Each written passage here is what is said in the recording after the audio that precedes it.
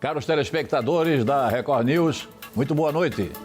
Estamos iniciando a quarta edição da série Conexão de Voto Mais, cobertura das eleições de outubro em Santa Catarina, ouvindo os pré-candidatos ao governo do estado. Hoje, mais uma vez, também temos o prazer de contar com a presença e a participação do nosso companheiro Altair Magain, que é colunista e blogueiro aqui do Grupo ND. E como convidado, o senador Dário Berger. O senador Dário Berger foi vereador em São José no início da sua carreira política, 2 vezes prefeito da cidade de São José, 2 vezes prefeito de Florianópolis e senador da República eleito em 2014 pelo MDB. Agora é pré-candidato ao governo pelo PSB, Partido Socialista Brasileiro. Candidato senador, o senhor tentou ser candidato em 2010 pelo MDB, perdeu as prévias para Eduardo Moreira. E agora o senhor é candidato pelo PSB. Por que essa mudança? Por que o senhor não tentou o MDB? Olha, eu tentei, mas não consegui. Na verdade, a minha primeira tentativa foi em 2010, na sucessão do então governador Luiz Henrique da Silveira. Era uma eleição morro abaixo naquela oportunidade. Eu concorri com o Eduardo Moreira nas prévias, perdi as prévias. E o Eduardo Moreira acabou não sendo candidato a governador. Nós fomos buscar o Colombo. Parabéns para o Colombo, estava na hora certa, no momento certo. Buscamos o Colombo virou governador com nosso apoio. 4 anos depois, eu e o Mauro Mariani, que sempre fomos uma corrente meia contrária dentro do MDB, nós imaginávamos que deveríamos ser candidato novamente. Não deu certo, apoiamos o Colombo, mas eu encaixei uma candidatura de senador junto com o Colombo, me elegi senador e em 2018 foi o Mauro Mariani o candidato a governador, que infelizmente perdeu a eleição, e agora 2022 o cenário se repete. Eu, como você viu aí, eu já fui vereador, fui prefeito de São José, fui prefeito de Florianópolis, sou senador da República e não sou carreirista. Só me falta ser candidato a governador. E seria uma honra para mim ser candidato a governador e ser governador de Santa Catarina. Não tem maior honra do que isso. Agora, muitos dos seus eleitores e correligionários do MDB alegam que o senhor tem um perfil ideológico de centro-direita ou de centro e que agora deu esse cavalo de pau aí de 180 graus e foi para o PSB para ser lá com as esquerdas. Mas não levou nenhuma liderança, nenhum parlamentar federal, estadual ou prefeito de expressão em Santa Catarina. Como é que o senhor explica isso? Olha, eu sempre fui ideologicamente um candidato de centro, mas com muita sensibilidade social. Progressista, democrático. É só você ver a forma como eu atuei como prefeito de Florianópolis aqui que você acompanhou. Eu privilegiei naquela oportunidade quem mais precisava. Quem mais precisava era o interior de Santa Catarina, o interior de Florianópolis. Por exemplo, a Tapera. A Tapera, quando eu assumi a prefeitura de Florianópolis, não estava no mapa de Florianópolis. Depois que eu saí, a Tapera virou um bairro com certa qualidade de vida, ao ponto de eu fazer 87% dos votos na Tapera na reeleição. Então, veja bem, esse sempre foi o meu viés.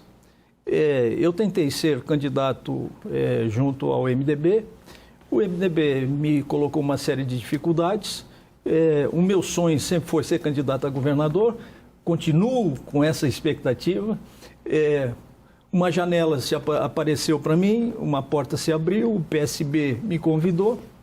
E eu hoje formo um grupo de 7 partidos, dos quais o PSB é protagonista. São partidos que, na minha opinião, com a minha participação, a característica vai muito mais além do que meramente uma frente de esquerda. É uma frente democrática, uma frente ampla, com 7 partidos, uma frente progressista que tem por objetivo construir uma unidade para disputar as eleições em Santa Catarina. Estou muito satisfeito porque fui muito bem recebido. Apesar de algumas críticas pontuais de pessoas que certamente já não gostavam de mim no passado, vão continuar não gostando, porque a unanimidade em política não existe. Portanto, esse é o caminho, essa é a expectativa, e é nessa direção que eu estou caminhando. E agora, dentro dessa ampla frente partidária, o senhor tem também o desafio de constituir a candidatura ao governo do Estado, tendo o Décio Lima, do PT, como outro pré-candidato muito fortalecido entre todos esses partidos. Tem o PDT, que já sinalizou com uma vaga ao Senado. Como é que o senhor espera construir e ser o candidato da Frente Democrática diante de outras forças políticas importantes? Olha, eu espero que eu possa ser o escolhido da Frente Ampla, da Frente Democrática, da Frente Progressista, porque eu tenho um retrospecto eleitoral de vitórias sucessivas. Além disso, nós vamos ter um grupo de companheiros, de pessoas, de siglas partidárias que dignificam também Santa Catarina e dignificam o projeto político e a discussão política em torno da democracia, em torno da liberdade, em torno da justiça social.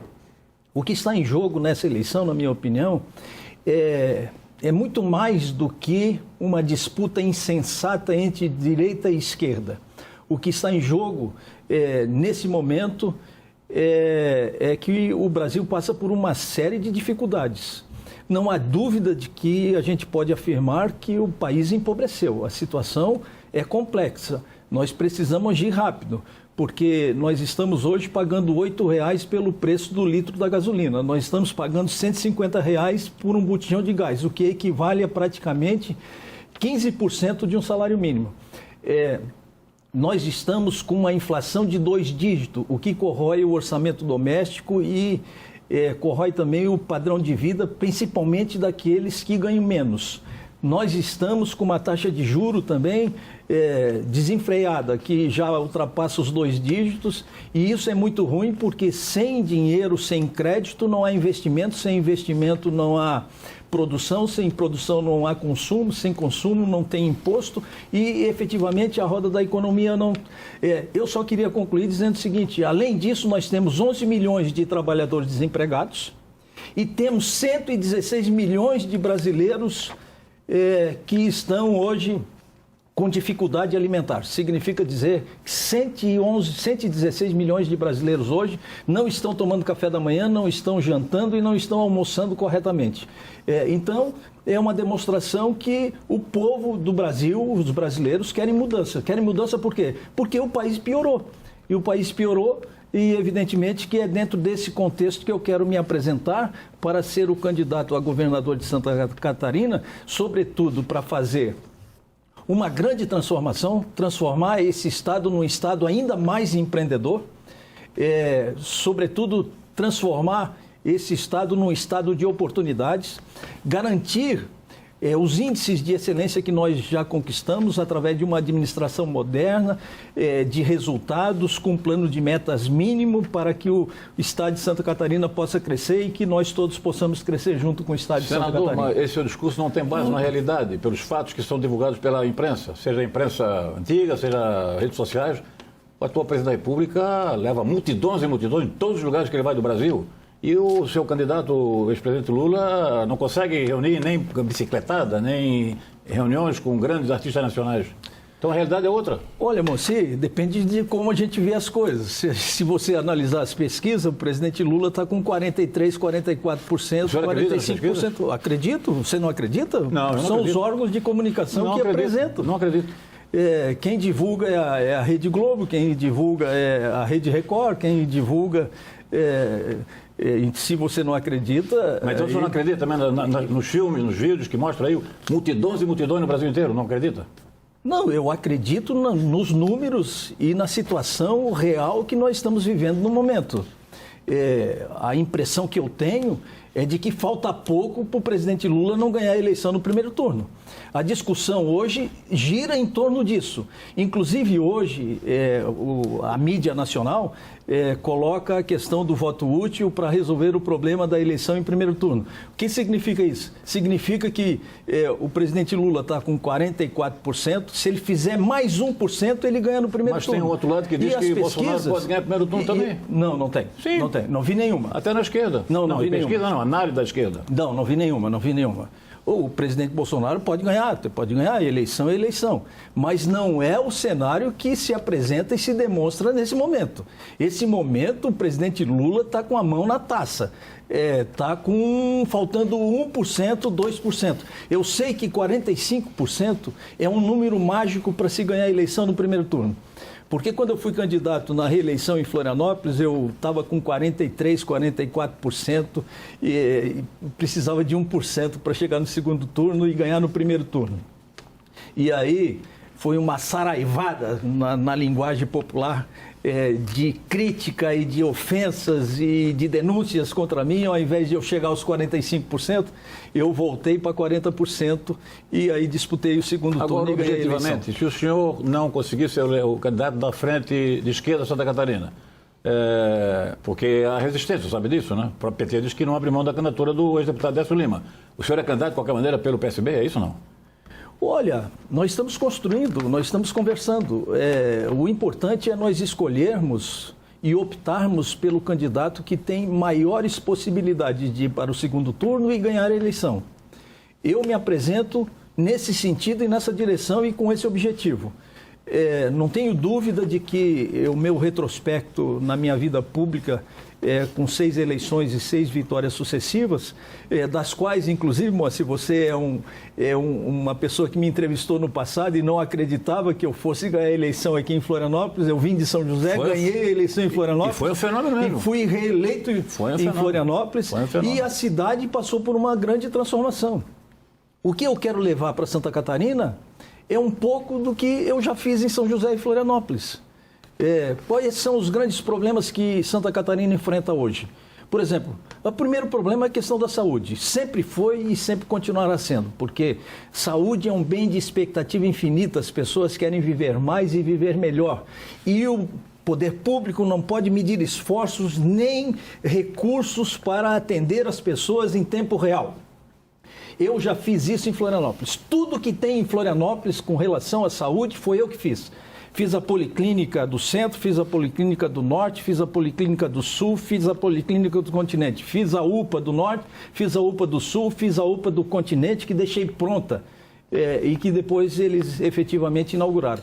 Então, só para se ter uma ideia do que eu já fiz. Então, qual é o grande problema da saúde hoje no estado de Santa Catarina?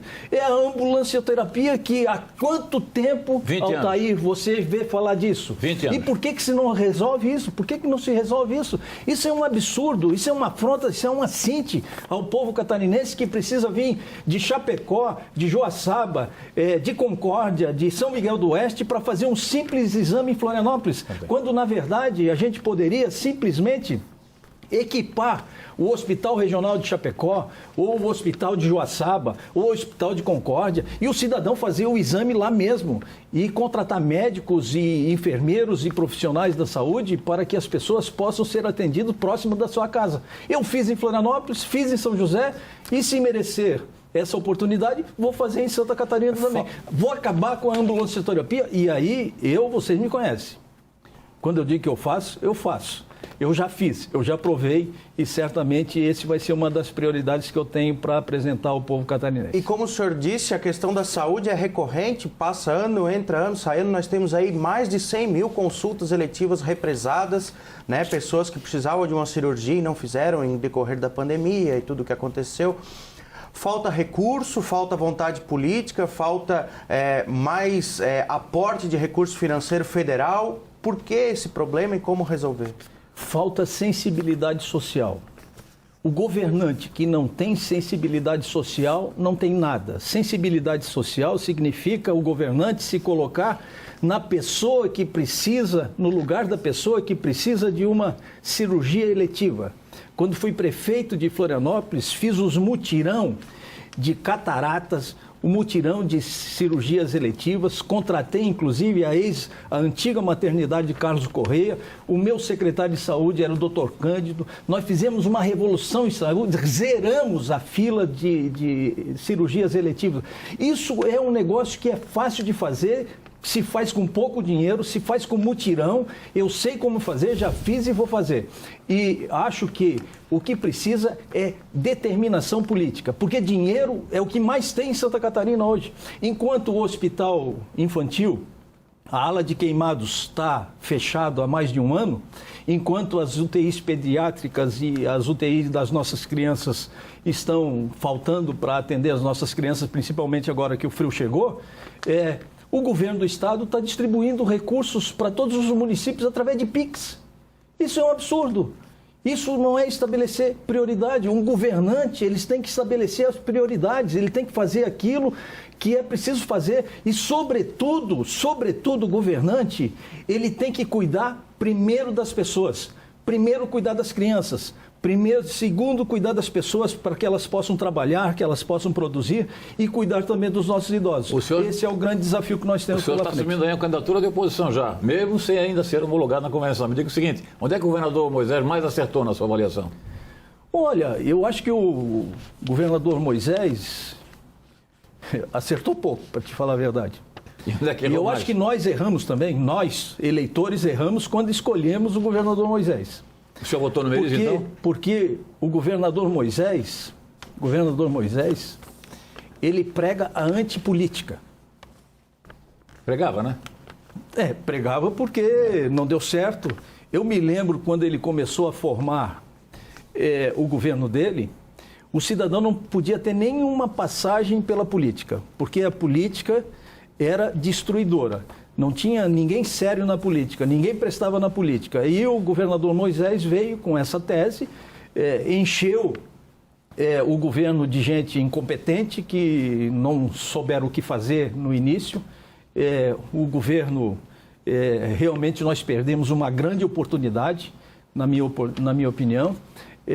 E, lamentavelmente, hoje ele pratica aquilo que é mais velho na política de todos os tempos, desde a minha existência como político ou como ser humano. É o toma lá da cá, topa tudo por dinheiro, distribui em PIX. Eu não sei onde nós vamos parar com isso. Enquanto os nossos hospitais estão com as portas fechadas, as nossas crianças não têm UTI para ser atendido, o governador fica fazendo charme junto aos prefeitos e junto ao estado de Santa Catarina e os municípios, distribuindo dinheiro pela janela. E isso permeou também o relacionamento com o Legislativo, porque teve as emendas parlamentares, né, para a Assembleia Legislativa. O senhor é senador e nessa polêmica do orçamento secreto, o senhor afirma que não fez repasses por meio do orçamento secreto. Como ter um relacionamento mais republicano entre o Executivo e o Legislativo? Olha, nós estamos vivendo o fim dos tempos com relação a esse assunto. Chegarmos ao ponto de dar amparo ao governo federal através do orçamento secreto, devia estar todo mundo preso. Isso é crime. Eu me recusei a participar do orçamento secreto do Congresso Nacional, Câmara dos Deputados e Senadores. Eu fui presidente da Comissão de Orçamento. Tive a oportunidade de trazer naquele momento, em 2019, 1 bilhão e 200 milhões de reais para Santa Catarina, espalhados por todo o estado de Santa Catarina. Há 470, 280, 285 que ainda não terminaram e que o governo federal não inaugurou um trecho de asfalto em Santa Catarina em 4 anos de administração. É um absurdo. As pessoas continuam morrendo na 470, na 280, na 285, na 282. Eu agora, o ano passado, fiz uma investida junto ao DENIT para nós construirmos as terceiras faixas entre Lages e Florianópolis, Florianópolis e Lages. Porque isso ajudaria muito a locomoção e reduziria muitos acidentes nessa região, para depois nós partirmos de Lages a Chapecó, de Lages a Dionísio Cerqueira, de Lages a São Miguel do Oeste. A princípio estava tudo resolvido, nós resolvemos a questão orçamentária, mas o governo se demonstra incapaz, incompetente, sem sensibilidade. É uma coisa inacreditável, eu nunca vi isso na minha vida. Por que eu estou contra esse governo? É porque eu estou lá 4 anos e, infelizmente, eu não consegui resolver absolutamente nada, a não ser as minhas emendas impositivas, que são muito pequenas. Então, me recuso a participar do orçamento secreto. Acho isso uma excrescência da política. Isso detona a política brasileira. Isso é um absurdo e eu acho que isso não vai ter um fim, não vai ter um bom final disso, porque não é possível que em pleno século XXI, com a democracia em pleno funcionamento, com as instituições fortes e fiscalizando isso tudo, o governo distribui bilhões e bilhões de orçamento secreto, que vai para o presidente da Câmara dos Deputados, vai para não sei o quê, vai para o presidente do Senado Federal, e o povo fica sem saúde, sem educação, sem infraestrutura, sem asfalto, sem nada.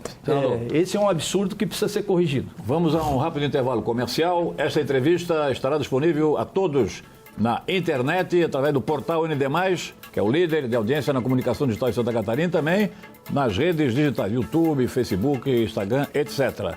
Em seguida, senador, logo após o intervalo comercial, gostaríamos que o senhor tratasse outras questões também polêmicas, como discriminação de Santa Catarina no governo federal, falta de recursos, a questão do desemprego no estado, a mão de obra qualificada, etc. Voltamos em seguida, logo após o intervalo comercial.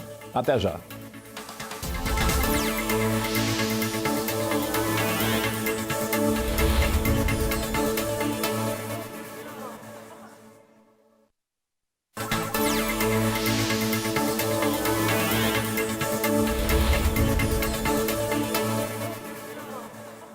Estamos apresentando o Conexão ND Voto Mais, com a cobertura das eleições em Santa Catarina, ouvindo os pré-candidatos ao governo do estado. E hoje, com a participação do senador Dário Berger, que agora é candidato do PSB, Partido Socialista Brasileiro, pré-candidato. Senador, questão grave que envolve os principais municípios de Santa Catarina. Há desemprego, mas há também muita oferta de trabalho. Como resolver esse problema se o senhor for eleito governador? Através da educação. Se nós desejamos construir um país diferente no futuro, só tem um caminho, na minha opinião. É a educação. Educação no sentido amplo. Na facilitação do cidadão fazer um curso superior, de ele fazer um curso profissionalizante, de qualificar a mão de obra, de criar oportunidade. Um governador, ele é um construtor do futuro, ele é um construtor de um novo tempo. Ele tem que ser um animador, um promotor, um indutor de políticas públicas que possam fazer com que a economia de Santa Catarina possa girar e crescer, e girando vai criar uma série de oportunidades. Então, o meu sonho, o meu desejo é fazer com que Santa Catarina seja o estado das oportunidades. Como é que nós vamos fazer isso? Nós vamos adotar critérios de qualificação de mão de obra, nós vamos fazer parceria com as universidades, nós vamos fazer parceria, se for necessário, com a Fiesc, com o Sistema S, com quem estiver disponível, para que a gente possa preparar a nossa mão de obra para exercer as atividades que hoje têm demanda e nós não temos mão de obra qualificada, como é o caso da tecnologia propriamente dita. O sistema educacional está falhando, então, isso? Né? O sistema educacional está falhando. Olha só o que aconteceu com o Ministério da Educação nesses 4 anos de governo. Nós tivemos 4 ministros, um mais incompetente que o outro, um mais incapaz que o outro. O que se fez pela educação no Brasil nos últimos 4 anos? Não se fez absolutamente nada. Andamos para trás, retroagimos, retrocedemos. O que houve foi a disputa insensata, uma política de ódio, de rancor. E educação requer também sensibilidade social. Nós temos que respeitar as pessoas como elas são e não como nós gostaríamos que elas fossem. Só assim, porque na marra nós não chegamos a lugar nenhum. Lamentavelmente, são 4 anos perdidos na educação. Houve na educação uma coisa interessante agora, recentemente. Propina através de ouro, que eu nunca tinha visto isso na minha vida, e tu, nesses 50 anos de vida jornalística que tu tens, certamente, tu propina em ouro, tu nunca viste falar. Nunca vi falar. Mas onde é que eu vi isso que eu não estou sabendo? São o que aconteceu no Ministério da Educação, aquela história lá do ministro e dos pastores e etc. Mas até agora nada foi provado, pelo menos não tem... Não foi investigado. Não foi investigado. É diferente. Aprovado tá, já está aprovado, os prefeitos já declararam que solicitaram propina para eles e que tinha que se pagar em ouro e etc e tal, mas não foi investigado. Se não foi investigado, está pendente, daqui um pouco isso pode aparecer. Ainda dentro desse relacionamento governo estadual, governo federal, Santa Catarina aportou quase R$500 bilhão de impostos, dinheiro estadual nas rodovias federais. Como é que o senhor avaliou essa situação? Eu fui contra isso. Não fui contra pelo fato de alocar recursos para concluir as obras do governo federal, que efetivamente precisa ser concluído o mais rapidamente possível. Quando o governador de Santa Catarina esteve em Brasília para discutir com a bancada federal essa questão, eu sugeri a ele que pelo menos nós fizéssemos uma parceria com o governo federal. Para cada R$1 que o governo estadual colocasse, o governo federal colocasse outro R$1. E nós dobraríamos a nossa capacidade de execução das obras. Perfeito. Isso não aconteceu. Eu fui contra porque eu acho uma indecência tirar dinheiro do povo catarinense para fazer obras do governo federal, porque Santa Catarina é um dos municípios, é um dos estados mais prejudicados pelo governo federal. Ou veja bem, nós contribuímos para o governo federal com cerca de R$80 bilhões por ano. Sabe quanto é que retorna para nós? Um pouco mais de 10% disso. E sabe, se isso retornasse para nós ainda em obras de infraestrutura para facilitar o nosso sistema viário, para transportar a nossa riqueza, seria uma dádiva. Não, mas esses 10% que vem do que nós produzimos é para recursos vinculados da educação, da saúde, da assistência social e etc. Salário, basicamente. Salário. Agora, e etc. Como... Isso é inaceitável do ponto de vista. Mas então vamos para frente agora. Se nós fôssemos um país, se Santa Catarina fosse um país, e nós podemos ser um país, porque nós somos do tamanho de Portugal. Portugal tem 10 milhões de habitantes, nós temos 7,5. Não podia ser um país, nós teríamos todos os nossos problemas resolvidos, as nossas avenidas e as nossas rodovias duplicadas, a nossa educação de qualidade, certamente os hospitais atendendo em tempo real todo mundo, e o governo federal não demonstra nenhuma sensibilidade para entender a importância de Santa Catarina, que é a sexta economia, ocupa 1% do território nacional, é o primeiro lugar em várias questões da economia catarinense e, lamentavelmente, eu sou uma voz solitária que levanta essa questão sistematicamente, porque eu não admito que os recursos produzidos em Santa Catarina não retornem para Santa Catarina, pelo menos de maneira razoável, porque Santa Catarina merece respeito e tem pressa para resolver os problemas. Eleito governador, como é que o senhor modifica essa discriminação, essa situação? Eu vou colocar a boca no trombone, como eu tenho feito, mas eu tenho sido uma voz solitária. Você sabe muito bem que teve uma época que nós queríamos transformar o Sul num país, né? Por que isso não aconteceu? Porque nós somos minoria, nós não temos como ganhar essa questão. Agora, tu lembra do Pacto Federativo? Uhum. Tu lembra do Luiz Henrique, que era um defensor do Pacto Federativo? E eu, ingenuamente, até não tenho vergonha de dizer, naquela oportunidade eu imaginava e pensava que o Pacto Federativo seria uma recondução, uma rearrumação das atividades e dos recursos para atender as prioridades e as peculiaridades dos estados brasileiros. Não. O Pacto Federativo é o seguinte, é a destinação e a distribuição dos recursos. Como é que nós produzimos 80 bilhões e recebemos 8 bilhões em troca? É o nosso recurso que está ajudando ao desenvolvimento de outros estados da federação pelo Pacto Solidário dos Estados. O que não é justo com Santa Catarina. Isso é inaceitável. Isso precisa ser corrigido. Mas como corrigir? De uma forma, é possível fazer? Através da legislação, através de um presidente da República, através de uma política, através de propósitos, de princípios para equalizar isso de maneira mais justa. Porque da forma como vai acontecer, um dia isso vai explodir. Os Estados Unidos, por exemplo, os Estados Federados, eles, quando foi instituída a democracia nos Estados Unidos, eles começaram pelo orçamento. Imagina se um Estado nos Estados Unidos retornasse para eles 10% daquilo que eles produzem. O senhor me desculpa, mas eu não acredito em pacto federativo, não acredito nessa redistribuição que quem manda no Brasil é o Nordeste. Essa é a verdade. No Congresso Nacional, o senhor sabe disso melhor do que eu. Mas água mole e pedra dura, tanto bate até que fura. Nós temos que continuar lutando, desenhando um novo cenário para que a destinação dos recursos seja mais justa, porque Santa Catarina merece mais respeito do governo federal. O governo federal deveria reconhecer isso. Deveria reconhecer, mas não reconhece. Pelo contrário, as informações que nós temos lá dos gabinetes e dos ministros é de que Santa Catarina é uma espécie de Suíça brasileira e que não precisa de recursos. O que não é verdade. Nós estamos pagando preço pelo dever de casa que nós fizemos ao longo da nossa história.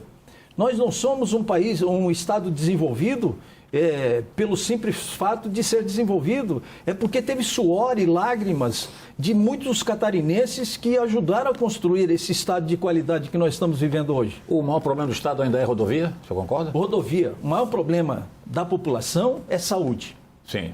O segundo maior problema, na minha opinião, é a educação, porque tudo passa pela educação. Perfeito. Se nós queremos transformar o Brasil do futuro, só tem um jeito. Atende às nossas crianças, valoriza o professor e melhora a qualidade do ensino e nós vamos construir um futuro. A questão é o seguinte, você dá para um pedreiro cimento, tijolo, argamassa, ferro e etc e tal, ele constrói para você uma casa. Agora, se você der para uma criança um lápis, um caderno, um computador, uma lousa, um bom professor, ele vai lhe entregar o futuro promissor. E, infelizmente, a educação, a gente vê os resultados dela no decorrer dos anos e na melhoria da qualidade da educação brasileira. Mas o senhor que viaja muito, as estradas estão realmente ruins? Uma vergonha.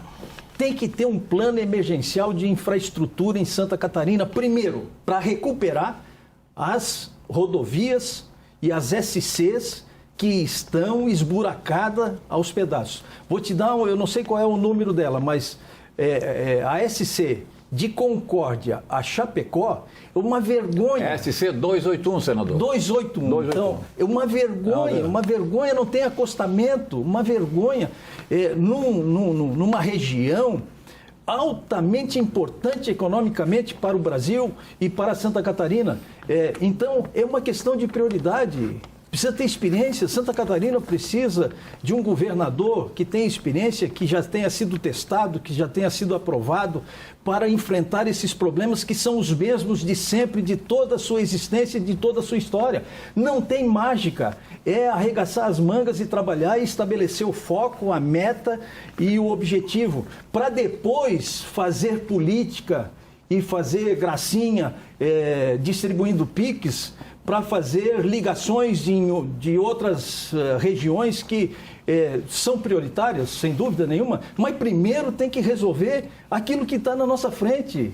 As pessoas olham, mas não enxergam, não sabem fazer, não avançam. Modéstia à parte, por onde eu passei, pode me criticar do que quiserem me criticar. Agora, me criticar que São José não era uma cidade antes de mim, uma cidade depois de mim, isso nunca ninguém disse para mim. E Florianópolis, se você me permitir aqui, olha só o que eu fiz em Florianópolis. Fiz 4 elevados, fiz o maciço do Morro da Cruz aqui, o maior projeto social de Santa Catarina, fiz 4 policlínicas, fiz 3 UPAs, revitalizei os principais balneários, asfaltei 1.500 ruas com a Operação Tapete Preto. Eu quero levar essa experiência também para Santa Catarina, porque eu tenho certeza que eu posso dar a minha contribuição e se eu merecer ser governador de Santa Catarina, certamente Santa Catarina também vai passar por uma grande transformação. Privatizações, o senhor acredita que esse seria um caminho para a questão rodoviária, para a questão das empresas públicas catarinenses? Sou contra a privatização pela privatização. Sou contra. Eu não gosto de vender o que é meu, também não gosto de vender o que é dos outros. Muito menos vender o que é do povo catarinense e o que é do povo brasileiro. O que aconteceu com a privatização recentemente que aconteceu aqui na Eletrosul? Nós privatizamos a Eletrosul Geração, porque dava prejuízo, porque não tinha eficiência. Sabe o que aconteceu depois da privatização? A Tractebel foi a empresa que nos próximos 10 anos seguintes da privatização, foi a empresa do Brasil que mais teve lucro de toda a história do Brasil. Bem administrada, senador? Tá. Bem administrada? Tá, mas o poder público não pode ser bem administrado. Mas não tem sido ultimamente? Tá. E quem que comprou a Eletrosul? Fomos nós? Fomos os catarinenses? Não, foi Fomos os brasileiros? Uma empresa belga. Foi uma empresa belga. Então nós estamos entregando o patrimônio nosso para o exterior. Nós vamos privatizar agora a Eletrobras. É um crime que estão fazendo contra o Brasil. Vê se os Estados Unidos abriu mão da soberania energética. Vê se a Alemanha, eu sou alemão de pai e mãe, vê se a Alemanha abriu mão da soberania energética. Nós vamos ceder a Eletrobras, que tem 40% das redes de transmissão e tem 38%, se eu não me engano, não sei exatamente o número, da geração. Senador, mas E quem que vai controlar isso? O ex-governador Geraldo Alckmin, que é correligionário agora no PSB também, afirmou recentemente, na última eleição, que as estatais foram sede de roubalheira do PT, do lulopetismo. E agora o senhor está ao lado dele. Como é que é? Não, isso é uma coisa. Não, mas ele afirmou essa denúncia grave. Não é porque no passado teve problema que nós temos que nos desfazer do patrimônio nacional e do patrimônio catarinense. Mas teve problema, né? Não, pode até ter problema, eu não sei especificamente, poderíamos discutir isso oportunamente. Mas o que eu vejo é o seguinte: nós não podemos abrir mão da nossa soberania. Nós não podemos vender simplesmente por vender. Nós estamos entregando o patrimônio nacional para os estrangeiros. Isso é inadmissível. Nós vamos perder a nossa autonomia, nós vamos perder a nossa soberania. Isso não é possível de ser aceitável. E eu sou um cara que eu sou empresário.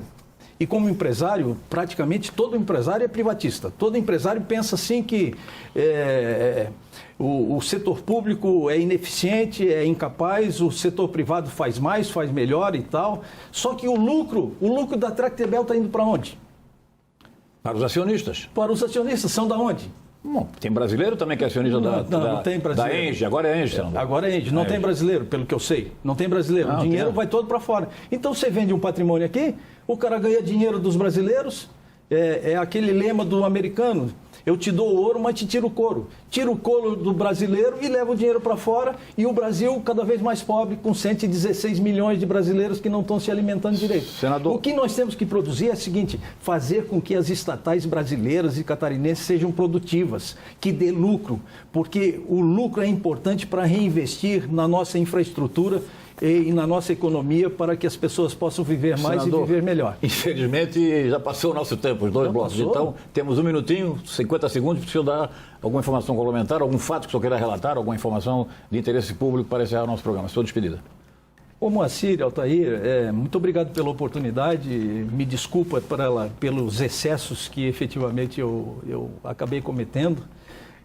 Mas eu sou uma pessoa que tem os pés no chão, mas tem os olhos voltados para o futuro. Eu sou uma pessoa abençoada, as coisas para mim sempre deram muito certo. A minha expectativa não é outra de que, se eu merecer a oportunidade de ser candidato a governador, certamente eu tenho uma grande possibilidade também de ser governador de Santa Catarina. Se não der governador, pode ser senador? Candidato? Não está nos meus planos. Não está no plano, ok. Não está nos meus planos. Não está nos meus planos. Okay. Então, eu quero agradecer essa oportunidade, dar um abraço a todos vocês. Obrigado. Deixar um abraço para Santa Catarina, esperando que as nossas ações possam ser importante e fundamental para colocar Santa Catarina no rumo certo, no desenvolvimento econômico e social, para que as pessoas possam crescer e que todos nós possamos crescer junto com Santa Catarina. Senador Dário Berger, muito obrigado pela sua honrosa presença aqui dentro do Conexão ND. Voto Mais, nessa série de cobertura iniciada pelo Grupo ND aqui em Santa Catarina. Essa entrevista, mais uma vez é bom informar aos nossos telespectadores, está disponível a partir deste momento na íntegra no portal ND+, nas redes sociais da internet. Um grande abraço a todos, obrigado mais uma vez pelo privilégio da audiência, uma boa noite, muita saúde e até segunda-feira.